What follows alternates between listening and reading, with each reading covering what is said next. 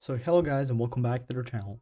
Today I'm going to show you how to change your trading password on Exness. So there's a couple of different ways of doing this, so let's start off.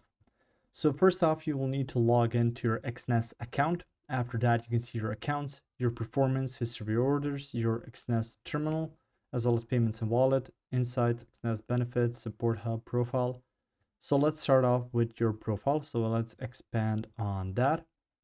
Through there, you can see verification, security, and your terminal. So let's get to security. From there, you can see information for logging into Exness. Change your password whenever you think it might have been compromised. So if it's compromised, you can change it through there. But for your specific trading password, you can get back to your account and click the three dots right there. So let's remove this chatbot. So on here, you can adjust leverage. You can do a lot of different things.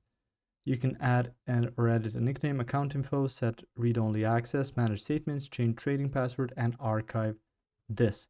So click on change trading password.